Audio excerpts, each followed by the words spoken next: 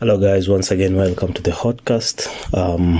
We bring you fresh news, we bring you breaking news, we bring you news as it happens. Thank you for those of you who have subscribed to our channel. Thank you for those of you who watch our videos. Leave us your feedback at the comment section.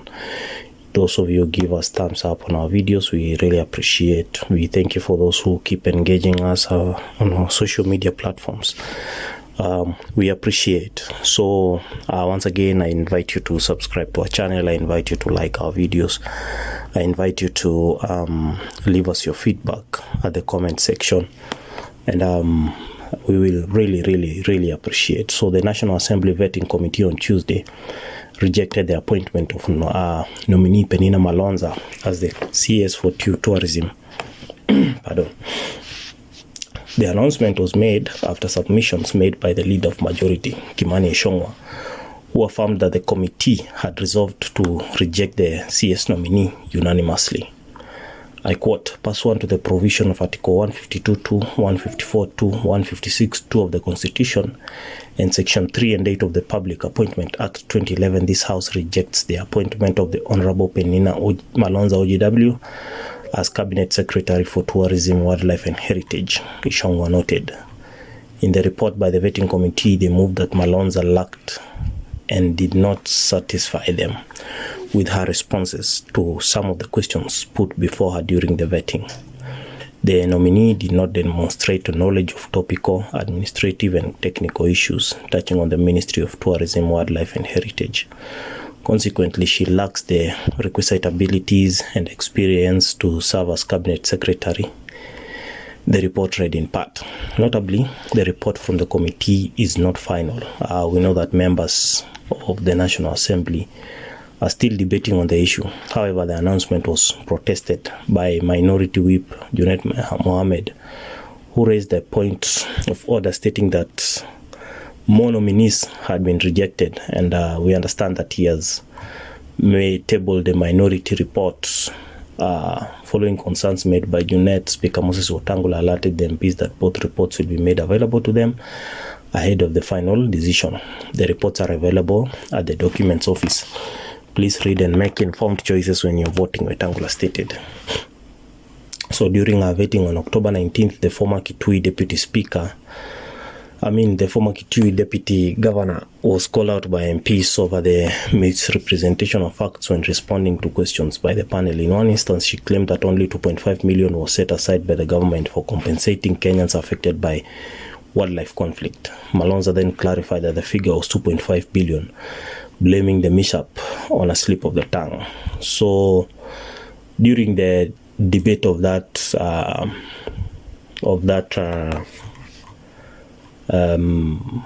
particular nominee, South Mogirango MP Sylvanus Osoro thought he was going to help her out and try and defend her and see if she can just go through.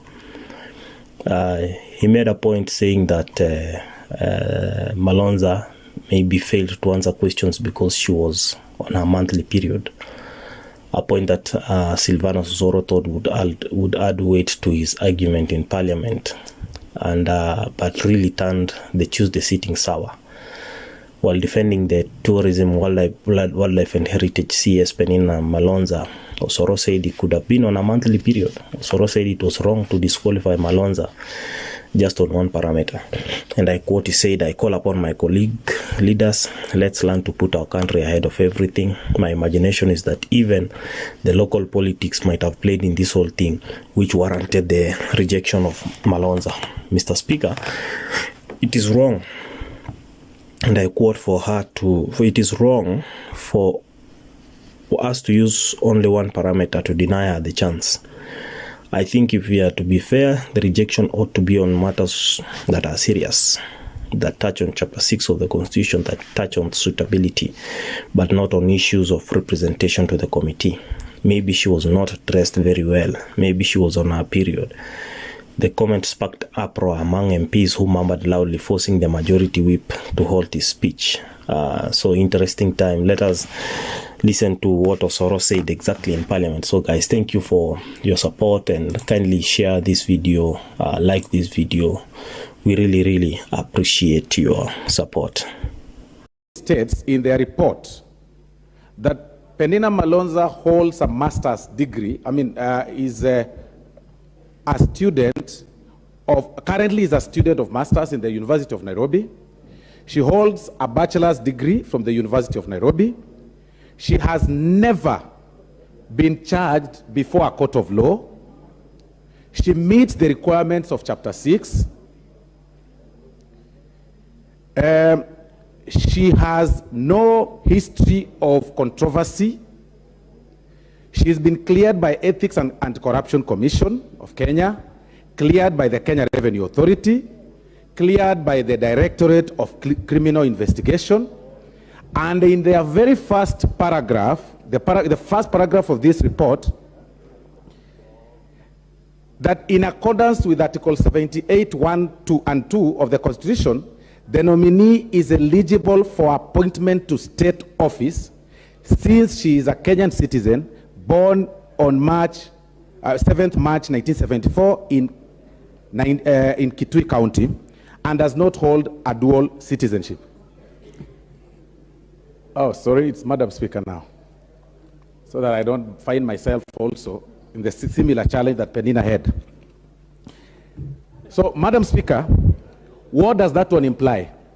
What that implies then is that there is another parameter that the committee used to come up with their rejection report. And in my presumption, the committee used the imaginary presentation, they used the very short event of vetting to define her suitability. The committee is telling us that by her mere presentation, which possibly took about 90 minutes, she does not fit, or she could not be able to answer adequate questions as asked by the committee. Now, Honorable Speaker, this is not the right parameter to use when rejecting a nominee. If the nominee has been cleared by all the relevant authorities, or the statutory bodies have cleared her, then you cannot use a singular event to define one's suitability or insuitability. The nominee has once served as a deputy governor of Kitui County for 5 years. 5 years being elected deputy county governor of Kitui County. This house has no report. It has no report about her integrity. This house has no report about, any petition that might have, been filed by, the voters of Kitui County when she served. There is no report about, integrity or money or ESCC, anything that involves any government parastatal. What parameter did the committee use to reject? Is it because she's a woman? Is it because she did not have people to defend her in that particular committee? Is it because she's a widow? Is it because she only has one child? Is it because she does not have enough money?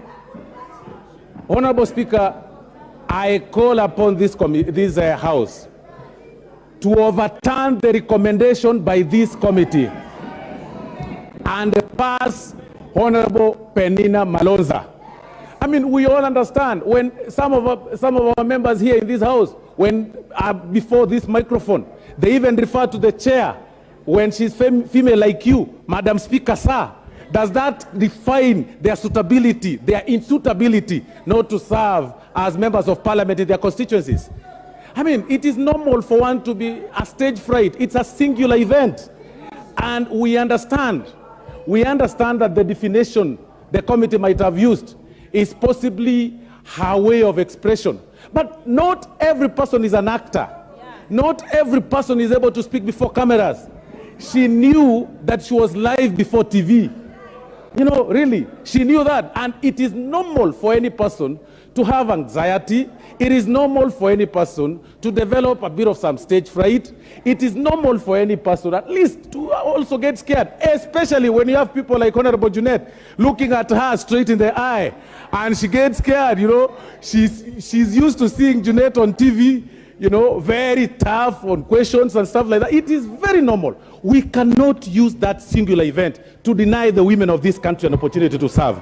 Yes. His Excellency the President of the Republic, His Excellency the President of the Republic, at one point during the campaign, committed to have at least a good sizable number of women serve in cabinet. This was a good display. This was a good show. Please do not deny women a chance to serve in this country. There is no parameter that has been used. By the way, this committee, the committee on appointment, while we support part of your recommendations, we want you to use the similar parameters you used on Honorable Aisha Jumwa, the similar parameters you used on Honorable Mithika Lunturi, be applied on Penina Malonza. And Honorable Speaker, it's very important for me to say this. We do not want to allow this House Honorable members, order members, we will not catch the Speaker's eye by shouting. Please ensure your card is working and you put it on intervention if you have a point of order. Continue, Honorable Osoro. Honorable Speaker, it is very important for us not to allow ourselves, when we are in positions of authority,